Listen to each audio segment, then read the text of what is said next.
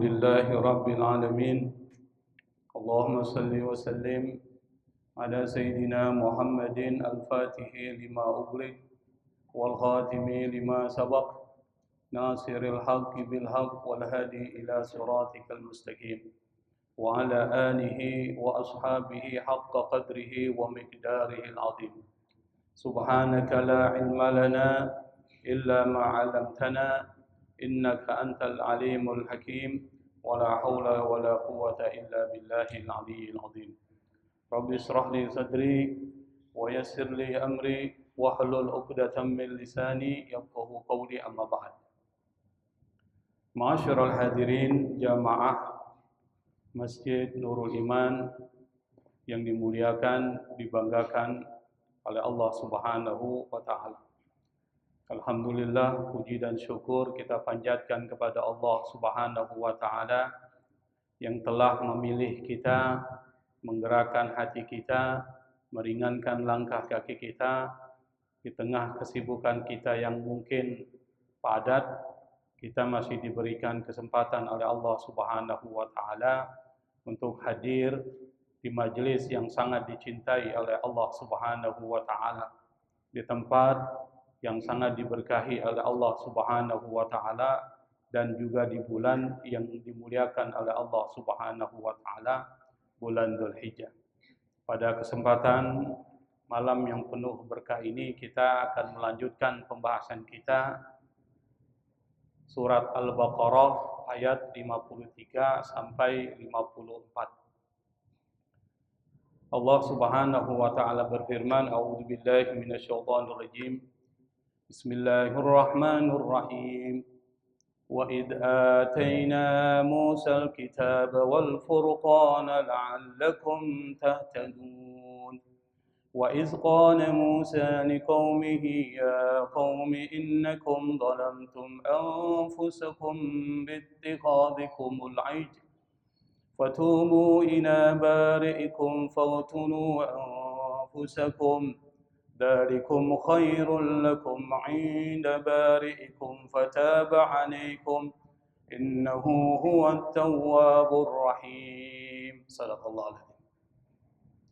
Wa id ataina Musal kitaba wal furqana la'allakum tahtadun. Waw ini sekali lagi adalah waw ataf. Waw yang bersifat menyambungkan dengan kalimat sebelumnya. Kalimat-kalimat sebelumnya firman Allah ini memperingati atau memperingatkan orang-orang Bani Israel untuk mengingat nikmat-nikmat Allah Subhanahu wa taala. Nah, pada ayat ini Allah mengingatkan kembali berbagai nikmat yang diberikan oleh Allah Subhanahu wa taala. Wa id ataina, id ini adalah zarfuz zaman ya. Zarf, kalau kita belajar nahwu sharaf, ini masuk kategori zarf, atau dalam bahasa Indonesia adalah kalimat keterangan waktu. Id. Biasanya id itu temannya di fi'il madhi. Fi'il madhi itu fi'il lampau. Kalau bahasa Inggris past tense, yang telah lalu. Di sini dihubungkan dengan ataina, ini fi'il madhi. Wa id ataina, dan ingatlah ketika kami memberikan. Kenapa enggak menggunakan a'taina? Dalam bahasa Arab itu ada dua kalimat yang mempunyai makna memberikan. Yang pertama adalah ata, yang kedua a'ta. Inna a'tayna kal kautsar. Sungguh kami memberikan kepada engkau al-kautsar. Ini menggunakan a'ta. Tapi di sini menggunakan ataina. Perbedaan antara a'ta dan ata itu lebih kuat dalam kaitan dengan objek yang ingin disampaikan. Apa objeknya? Wa id ataina Musal kitab. Objeknya itu adalah Alkitab, yang nanti kita akan berikan penjelasan. Alkitab ini sesuatu yang sangat besar, makanya menggunakan ataina, bukan a'taina. Tidak bisa kita mengatakan wa id a'taina Musal kitab, tidak, tetapi wa id ataina Musal kitab. Kata Syekh Ali As-Sabuni, beliau menafsirkan ai wazkuru ni'mati aidan alaikum, yaitu wazkuru, ingatlah. Disuruh ingat tentang apa? Nikmati aidan alaikum, nikmatku kata Allah kepada kalian. Hina a'taitu nabiyakum Musa at-Taurat, ketika aku memberikan kepada nabi kalian Musa, yaitu kitab at-Taurat. Maka Alkitab di sini artinya adalah at-Taurat. Kalau kita ulangi lagi, wa id ataina Musal kitaba, dan ingatlah ketika kami memberikan kepada Musa. Yang Musa ini sudah kita jelaskan pada pembahasan yang lalu, beliau ini adalah cucu dari Nabi Ibrahim, cucu dari Nabi Ishak, cucu dari Nabi Yakub. Kalau kita bikin nasabnya, Musa bin Imran bin Yashar bin Qahis bin Lewi bin Yakub bin Ishak bin Ibrahim. Itu nasabnya. Jadi Nabi Musa ini keturunan nabi-nabi. Apa yang diberikan Allah kepada Musa? Alkitab. Alkitab ini semua ahli tafsir, penulis kitab-kitab tafsir sepakat yang disebut adalah At-Taurah, yaitu kitab Taurat. Di barat disebut dengan Torah. Di dalam bahasa Arab disebut Taurat. Kita menyebutnya Taurat. Taurat yang diberikan kepada Nabi Musa sekarang sudah banyak dimodifikasi. Dan itu diinformasikan oleh Allah, wa yuharrifunal kalima am mawadi'i. Mereka ini mengubah-ubah kalimat dari tempat. Maksudnya apa? At-Taurat ini pada zaman Nabi Musa dibandingkan dengan zaman sekarang itu sudah mengalami modifikasi, sama dengan kitab Injil, Bible itu mengalami apa itu modifikasi? Perubahan-perubahan atau tahrif atau ta'dil, ada modifikasi, perubahan-perubahan. Apa yang diubah oleh orang-orang Yahudi yang mempunyai sifat suka mengubah kitab suci mereka? Apa yang diubah? Berita gembira tentang kedatangan Nabi Muhammad sallallahu alaihi wasallam. Itu yang diubah. Kenapa mereka mengubahnya? Mereka tidak ingin ada nabi bukan keturunan dari Ishak. Mereka ingin nabi terakhir yang diberitakan di dalam kitab Taurat itu berasal dari keturunan Ishak. Karena Ishak ini adalah nenek moyang mereka, tetapi muncul dari keturunan siapa? Ismail. Nabi Ibrahim punya anak, salah satunya adalah Ismail, dan yang berikutnya adalah Ishak. Jadi Ismail kakaknya, Ishak adiknya, lain ibu. Yang disembelih dalam tradisi masyarakat Muslim adalah Ismail. Tapi menurut keyakinan orang-orang Yahudi yang disembelih adalah Ishak. Jadi ada beda persepsi, beda perspektif. Nah, kitab Taurat yang sampai saat ini disebut dengan Perjanjian Lama, Old Testament, Al-Ahdul Qadim, Perjanjian Lama. Nah, kitab Perjanjian Lama ini itu berisi 5 kitab. Ini perlu kita paham, Pak. Yang pertama adalah kitab Kejadian yang disebut dengan At-Takwin. Apa isinya? Isinya itu di dalam kitab Taurat adalah tentang penciptaan manusia. Kemudian nenek moyang Bani Israel dan nenek moyang orang-orang Yahudi. Itu disebut dengan kitab Kejadian. Yang kedua, kitab Keluaran, Exodus. Apa isinya tuh? Kitab kedua dari kitab Taurat disebutnya Exodus, berisi tentang keluarnya Bani Israel dari tempatnya Mesir. Pada saat ketika mereka dikejar oleh siapa? Fir'aun.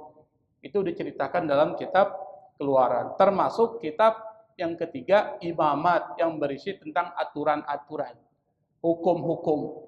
Dan berikutnya adalah kitab Bilangan dan Ulangan. Jadi ada 5 kitab yang ada dalam kitab Taurat. Tetapi ingat, Taurat yang ada ini sudah diubah. Kita umat Islam meyakini kitab Taurat sebagai kitab suci yang diturunkan Allah kepada Musa pada saat itu. Tapi kalau yang sekarang, kita tidak perlu percaya. Tapi Taurat yang diturunkan kepada Nabi Musa kita percayai sebagai bagian dari keimanan terhadap kitab-kitab yang diturunkan oleh Allah Subhanahu wa ta'ala. Dan inti pokok ajaran Nabi Musa dalam kitab Taurat itu 10, Pak. 10 peraturan itu yang pernah saya jelaskan. Yang disebut dengan 10 commandment, perjanjian dengan Tuhan. 10 perintah. Ya, perintahnya salah satu berbakti kepada Allah, berbakti kepada orang tua, menyembah Allah, tidak berzina, tidak mencuri, dan lain sebagainya. Itu ada 10. 10 aja mereka langgar. Apalagi seperti kita ya, yang banyak ayat-ayat Quran bicara tentang hukum. Ini 10 aja mereka langgar. Ini orang-orang Yahudi punya watak seperti itu. Yang kedua disebutkan Allah dalam Al-Quran, wal furqan wa id ataina Musal kitaba wal furqan. Dalam tafsir Al-Muyassar, Al-Wadi Al-Muyassar yang tulis oleh Syekh Ali As-Subuni, yang disebut dengan Al-Furqan adalah kitab Taurat juga sama, tapi mempunyai fungsi al-fariqati bainal haqqi wal batil wal huda wad dalal litahtadu biha ila tariqis sa'adati wan najah. Al-fariqah, furqan itu diambil dari kata faraqa. Faraqa itu artinya membedakan. Maka hasil dari pembedaan-pembedaan disebut dengan firqah. Firqah itu artinya kelompok. Bagian dari perbedaan itu menjadi fariq. Bagian perbedaan. Maka ada fariqun fil jannah wa fariqun fis sa'ir. Sebagian di surga, sebagian di neraka, menggunakan fariq. Nah, dari kata faraqa muncul kata furqan. Apa itu furqan? Al-fariqati bainal haqqi wal batil. Yang memisahkan antara yang hak dan batil. Kenapa kitab Taurat itu disebut Al-Furqan? Karena dalam kitab tersebut berisi tentang aturan-aturan yang mengajarkan al-huda, petunjuk, dan menjelaskan tentang kesesatan. Mengajarkan tentang al-haq, kebenaran, dan mengejarkan tentang sesuatu yang harus dihindari, yaitu al-batil. Dan mengajarkan tentang mana yang halal, mana yang haram. Maka disebut dengan Al-Furqan. Al-Quran pun disebut Al-Furqan. Betul Pak ya? Salah satu nama dari Al-Quran adalah Al-Furqan. Membedakan mana yang baik, mana yang buruk. Mana yang hak, mana yang batil. Makanya kalau kita tidak bisa membedakan mana yang baik dan buruk menurut akal kita, kembali ke wahyu. Apa kata wahyu?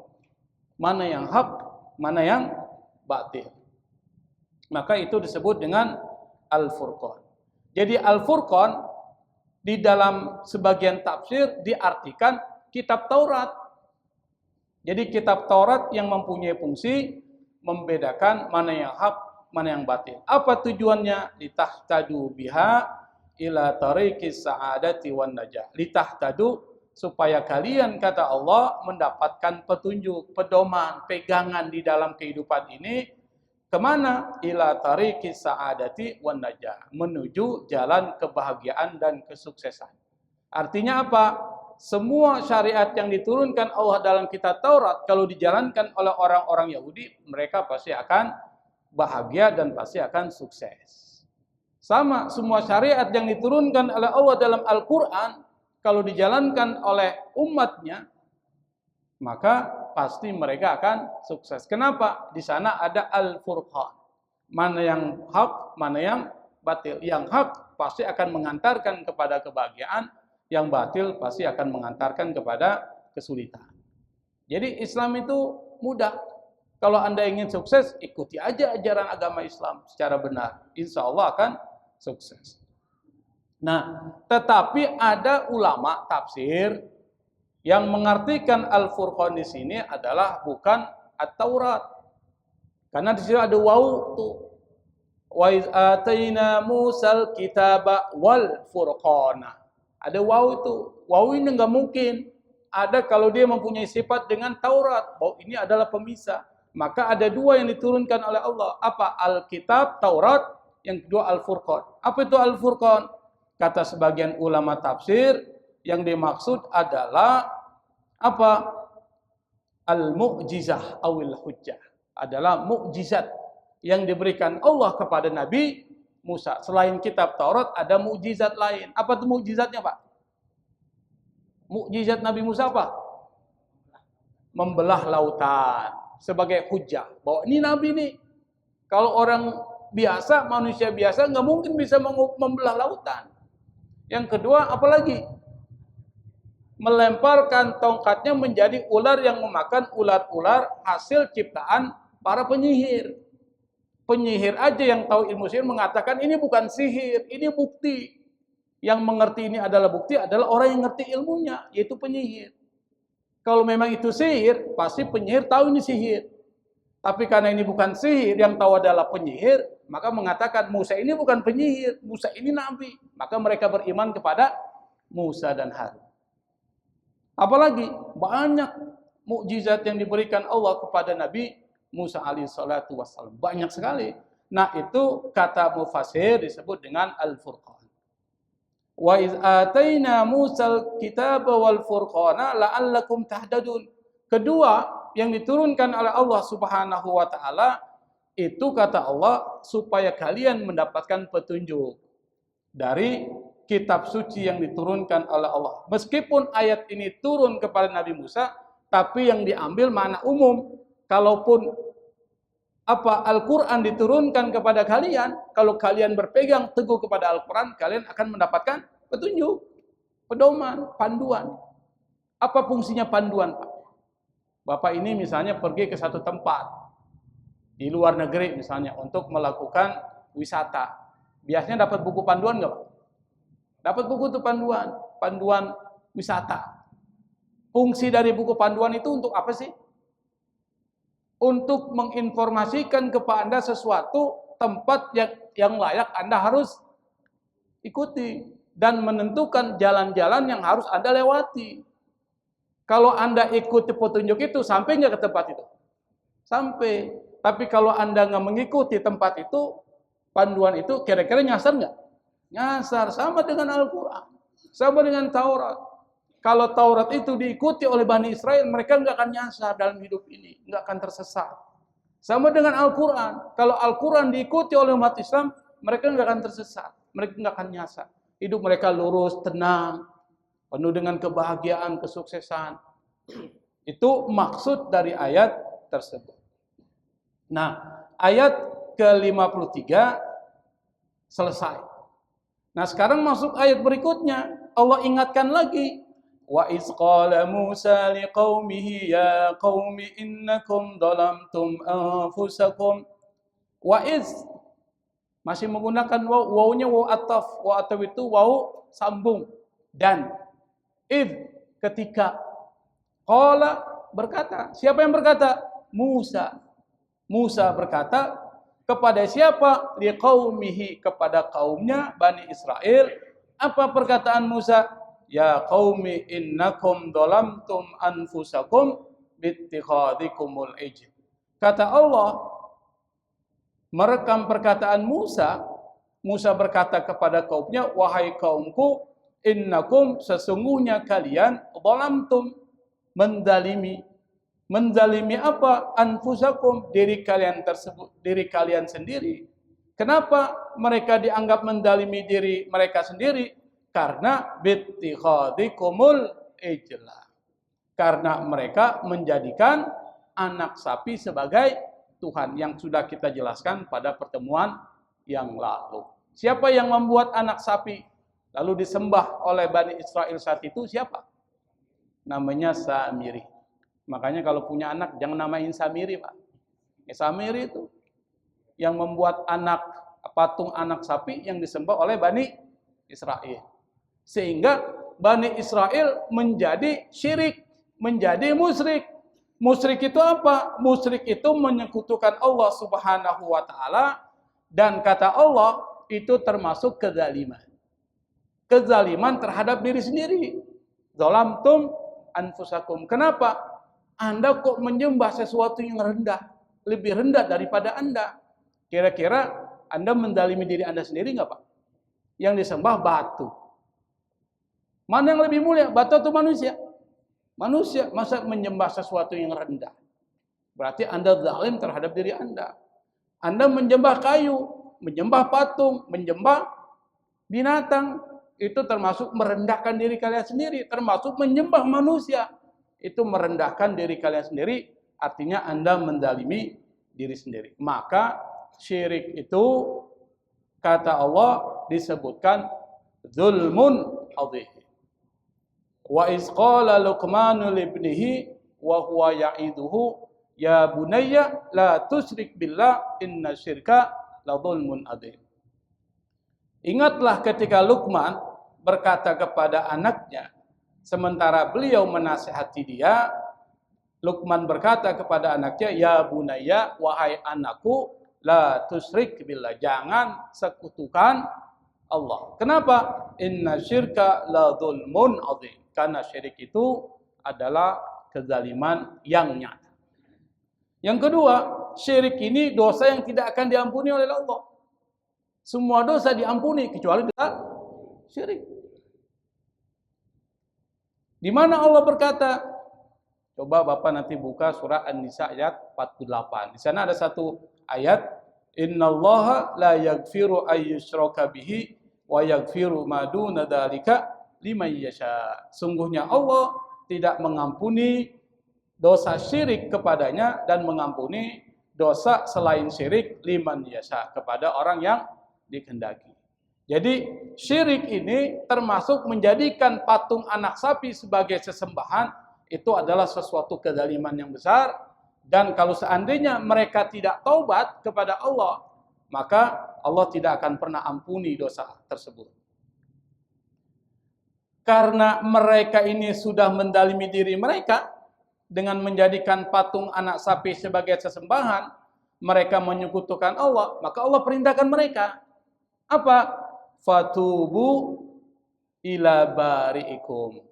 Kalian sudah melakukan kezaliman yang besar. Kalian sudah melakukan kesalahan. Maka salah satu solusinya adalah Anda bertaubat. Nah, kata taubat ini diambil dari kata taba, yatubu, tub. Tub, fi'il amr. Taba, fi'il madhi. Yatubu, fi'il mudhari. Fi'il amrnya apa? Tub.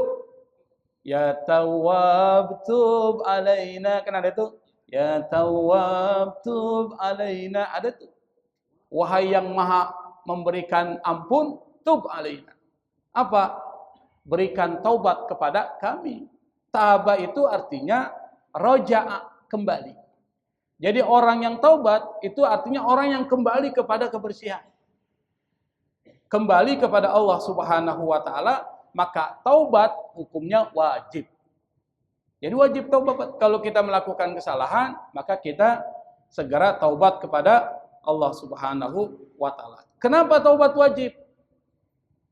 Yang pertama, ini adalah bukti cinta Allah kepada manusia. Kalau kita mungkin ada orang buat kesalahan kepada kita, belum tentu kita maafin, Pak. Tapi Allah, sebesar apapun dosa kalian, Allah pasti akan memberikan maaf. Makanya ada satu kisah di dalam kitab Riyadhus Shalihin, itu ada satu hadis cerita Nabi Muhammad SAW dalam bab taubah, bab kedua setelah bab al-ikhlas. Jadi Riyadhus Shalihin ini karya Imam An-Nawawi rahimahullah. Dia menulis kitab Riyadhus Shalihin yang isinya adalah hadis-hadis Nabi yang sifatnya sahih semua, nggak ada yang tidak sahih. Dalam bab taubah, Nabi cerita ada seorang pemuda dari Bani Israel, mungkin kita pernah dengar. Beliau ini dalam hidupnya nggak pernah ada satupun kebaikan yang dia lakukan, semuanya tentang keburukan, maksiat. Malam dia mabuk, kalau siang dia mencuri, melakukan perbuatan maksiat, pokoknya penuh dengan maksiat. Tidak tahu kenapa tiba-tiba dia mau taubat. Mungkin ada sesuatu yang membuat dia sadar. Pada saat dia ingin taubat, dia bingung mau kemana ini, bagaimana caranya. Akhirnya dia tanya kepada masyarakat setempat, minta ditunjuki kepada orang yang mau mendengarkan curhatnya dia. Kata masyarakat Bani Israel, mereka bilang, coba pergi kepada seorang ahli ibadah sana itu. Abid dari Bani Israel. Ahli ibadah disebut dengan abid. Pergilah dia ke sana. Dia bilang, Pak Kiai, saya ini mau taubat. Saya sudah bunuh 99 orang. Kira-kira taubat masih terbuka enggak? Ahli ibadah ini mengatakan, dosamu terlalu besar. Pintu tobat sudah tertutup buat engkau. Tuh ahli ibadah Pak, nggak ada ilmunya. Makanya kalau ditanya mana yang lebih tinggi, abid atau alim? Jawabannya apa? Alim. Orang berilmu lebih tinggi daripada orang ahli ibadah. Buktinya ini nih. Akhirnya dia bunuh Pak itu. Abid itu genap 100 orang, dia sudah bunuh. Dia tanya lagi, kepada siapa saya harus curhat ini? Ditunjukkanlah kepada alim min ulama Bani Israel. Ditunjukkan kepada seorang ahli ilmu dari ulama Bani Israel. Dia bilang, saya sudah bunuh 100 orang. Kira-kira kalau saya taubat masih terbuka nggak pintu taubat? Apa kata orang itu? Pintu taubat masih terbuka selama ruh belum sampai ke tenggorokan. Dan itulah dasarnya hukumnya. Sebelum sakaratul maut, maka taubat diterima oleh Allah. Tapi pada saat sakaratul maut, Anda mau taubat, la taubata wala iman. Tidak ada taubat, tidak ada iman saat itu. Seperti kasusnya Fir'aun pada saat tenggelam, dia mengatakan tidak ada Tuhan selain Allah.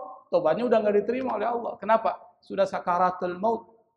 Sudah tertutup itu taubat. Akhirnya sang ulama ini bilang, kalau kau mau taubat, jangan kau tinggal di tempatmu itu. Tempatmu penuh maksiat, nanti kau akan kembali lagi, hijrah. Maka muncullah konsep hijrah. Hijrah dari lingkungan yang nggak benar ke lingkungan yang benar. Karena lingkungannya benar akan mengantarkan Anda menjadi orang benar. Pergilah ke tempat, di situ tempatnya orang-orang benar. Pada saat ketika dia melakukan perjalanan belum sampai ke tempat tujuan, dia sudah meninggal Pak, dicabut nyawanya oleh Allah Subhanahu wa taala. Dalam kitab Riyadhus Shalihin diceritakan. Akhirnya turun malaikat rahmat mau ngambil orang itu. Malaikat rahmat ingin mengambil orang itu dan masukkan ke dalam surga, ke Iliyin. Kenapa? Dia sudah taubat, dosanya sudah nggak ada. Tapi kata malaikat azab, dia belum melakukan satu kebaikan sedikit pun. Bagaimana mungkin masuk ke Iliyin? Saya akan bawa ke Sijin. Apa itu Sijin? Sijin itu seperti penjara, tempat di mana orang-orang kafir ditempatkan di situ. Orang-orang jahat ditempatkan di situ. Orang-orang zalim. Akhirnya berdebatlah dua malaikat ini. Allah kirim satu malaikat menyerupai manusia menjadi mediator. Kata malaikat yang bertugas sebagai mediator, memediasi itu, menengahi kedua malaikat yang berdebat. Bagaimana kalau seandainya diukur aja jaraknya? Kalau jarak itu lebih dekat ke tempat di mana dia berasal, maka malaikat azab yang bawa orang itu. Tapi kalau lebih dekat kepada tempat yang dituju, malaikat rahmat yang akan membawa orang itu. Ternyata setelah diukur, takdir Allah, ternyata 1 jengkal lebih dekat kepada tempat yang dituju. 1 jengkal Pak, shibran. Akhirnya malaikat rahmat yang bawa orang itu lalu dimasukkan ke tempat yang dimuliakan oleh Allah. Kenapa? At-taibu minadz-dzambi kaman la dzamba lahu. Kata Nabi, orang yang taubat dari dosanya bersih dia. Seperti orang yang tidak punya dosa. Itu namanya taubat. Kalau orang nggak punya dosa, bersih, tempatnya di mana? Surga, karena surga buat tempat orang bersih. Kalau masih kotor, cuci dulu. Di mana? Di neraka. 1 hari di neraka, 1000 tahun di dunia. Jangan main-main, Pak. Anda disiksa 1 hari di neraka sama dengan disiksa 1000 tahun di dunia. Maka tobat itu penting. Yang kedua, untuk membersihkan hati kita, maka perlu atau membuat jiwa dan diri kita menjadi lebih tenang, maka kita harus kembali kepada Allah. Kenapa? Karena jiwa kita pada dasarnya itu adalah rindu bertemu kepada Allah Subhanahu wa ta'ala. Bagaimana bentuk taubatnya? Nah, ini yang membedakan taubatnya Bani Israel pada zaman Nabi Musa dengan taubatnya kita. Kata Allah, fatubu ila barikum, taubatlah kalian kepada Allah yang menciptakan kalian. Bagaimana? Taubatnya adalah faqtulu anfusakum. Bunuhlah diri kalian. Jadi taubatnya adalah dibunuh. Kalau Bapak mau taubat tapi dibunuh, mau nggak Pak? Nggak ada mau. Ini Bani Israel nih. Kenapa? Karena dosanya sudah terlalu besar. Maka salah satu bentuk taubatnya itu adalah faqtulu anfusakum. bunuhlah diri kalian sendiri. Di sini ada dua penafsiran. Penafsiran pertama, ada yang mengatakan orang Bani Israel yang melakukan penyembahan terhadap patung anak sapi disuruh bunuh diri sendiri, membunuh dirinya. Tetapi para sebagian ahli tafsir mengatakan bahwa mereka diperintahkan untuk mengeksekusi, menghukum mati siapa? Orang-orang yang menyembah patung anak sapi dibunuh oleh orang-orang yang tidak menyembah patung anak sapi. Karena di situ ada dua kelompok. Kelompok yang tersesat menyembah patung anak sapi. Yang kedua, kelompok yang tidak menyembah anak sapi. Dibuat dua fariq. Jadi fariq, dua kelompok. Kelompok yang pertama, yang tidak menyembah patung anak sapi, disuruh membunuh orang yang menyembah anak sapi. Berapa orang, Pak, yang dieksekusi?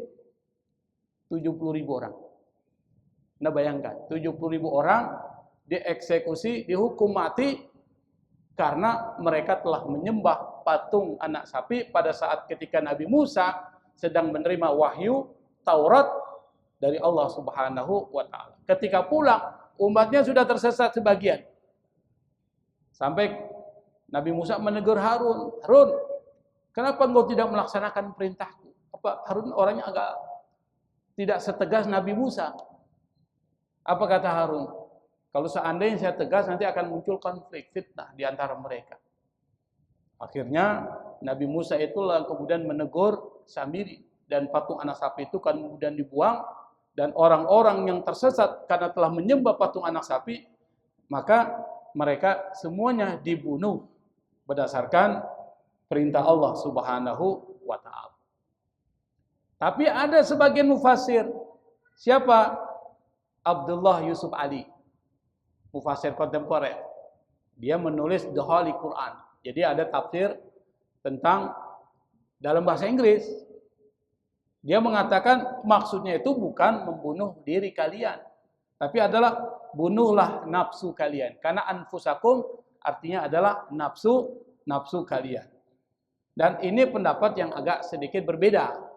Tetapi kalau berdasarkan sejarahnya, yang dibunuh itu adalah mereka yang telah menyembah patung anak sapi. Maka syariat Nabi Musa pada saat itu adalah ketika ingin taubat karena telah tersesat, syirik kepada Allah, maka cara taubatnya adalah dengan membunuh diri mereka.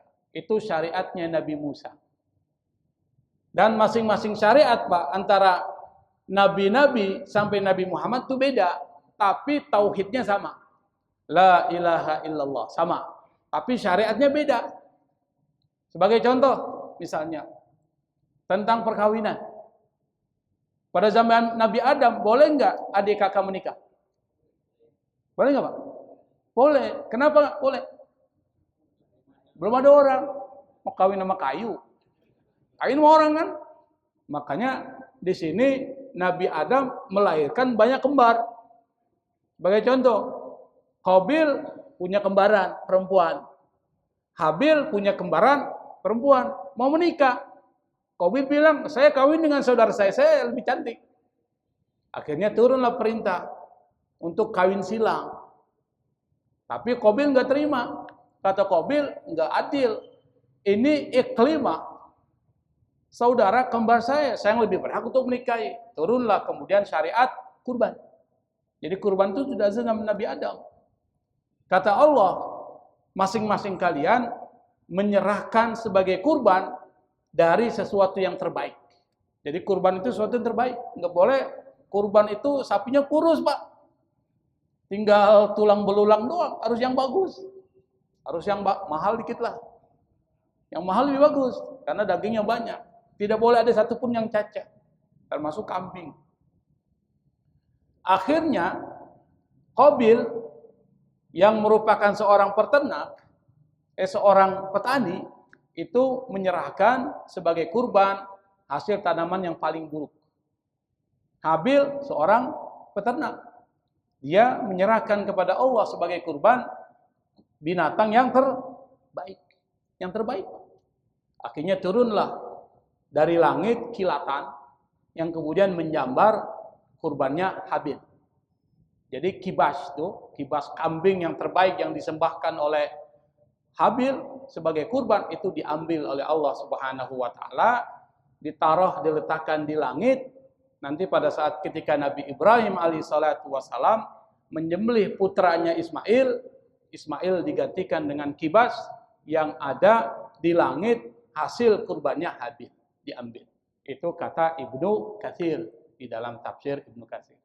Dan inilah yang jadi syariat kepada kita. Anda bisa bayangkan kalau Allah tidak ganti Ismail dengan kambing, Pak, maka itu syariatnya akan berlaku sampai saat ini. Di mana yang dikurbankan siapa? Anda nggak akan muncul Pak sampai sekarang ini. Tidak ada Ustaz Mansuri duduk di sini, sudah dikorbankan oleh bapaknya. Tidak ada yang lain. Tapi kita bersyukur kepada Allah itu diganti. Bayangkan kalau tidak Allah ganti, Pak. Ini tidak ada manusia mungkin karena sudah dikorbankan oleh bapaknya, orang tuanya. Dan mungkin orang akan menganggap Islam ini agama jahat. Kenapa? Kok bisa-bisanya mengorbankan manusia? Padahal di dalam Al-Quran sendiri tidak boleh ada sesuatu pun atas nama agama mengorbankan manusia. Nah, ini adalah bagian dari hikmah. Lalu kemudian Allah mengatakan, "Dzalikum khairul lakum 'inda bari'ikum." Yang demikian itu kata Allah khairul lakum, lebih baik buat kalian 'inda bari'ikum, di sisi Allah Subhanahu wa taala yang menciptakan kalian, fataba 'alaikum. Akhirnya 70.000 orang yang dibunuh, dieksekusi mati, itu diampuni oleh Allah Subhanahu wa taala, masuk ke surga. Bayangkan, jadi hukumannya bunuh, tapi setelah dibunuh dihukum di dunia itu jadi bersih, lalu kemudian pada saat kembali kepada Allah dia akan ditempatkan di dalam surga Allah Subhanahu wa taala.